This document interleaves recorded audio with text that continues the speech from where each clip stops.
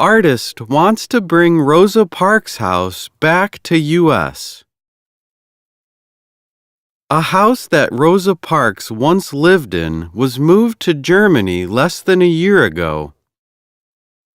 But due to recent events in the U.S., one American artist thinks the house needs to come home.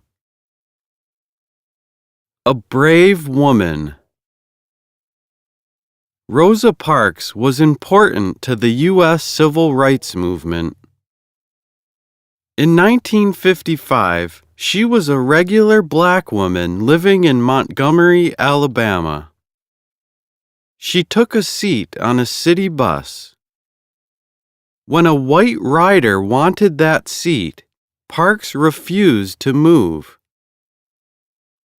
By law, black riders had to give up seats at the front of the bus to whites. Parks was arrested for not doing so. Her arrest started protests to end segregation. That was the practice of keeping people of different races separate. The protests grew into the civil rights movement, which fought for equal rights. In 1957, Parks moved to Detroit, Michigan. She was getting death threats in Alabama. She moved into her brother's small house. More than 15 people lived there. She later moved to a different home. Saving the house. Parks died in 2005. In 2008, the city of Detroit went through hard times. The economy crashed. Many people moved and left their homes empty.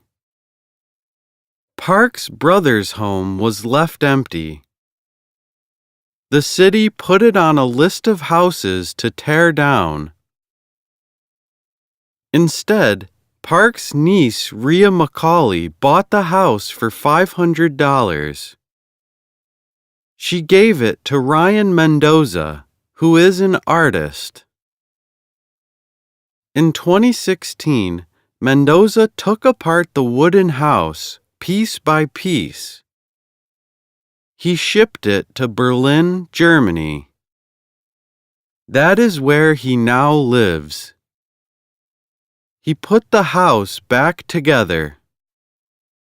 He opened it up for people to visit.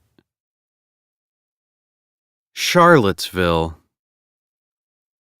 Then, in August, violence began at a white nationalist rally in Charlottesville, Virginia.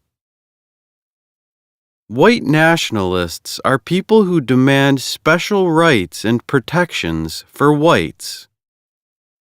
They were angry about the city's plan to take down a Confederate statue.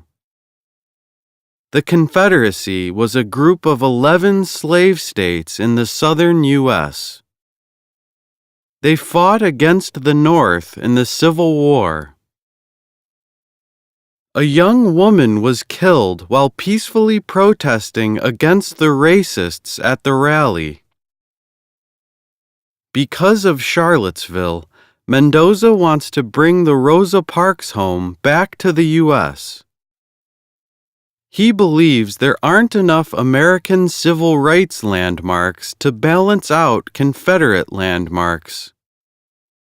He thinks the house could teach important lessons about the past. We see people rising up and seeing things for what they are, Mendoza said. Imagine if the house were in a public setting in the U.S. Bringing back a piece of history. A group has offered to help pay to send the house back. Mendoza is talking with museums and a college about putting it on display.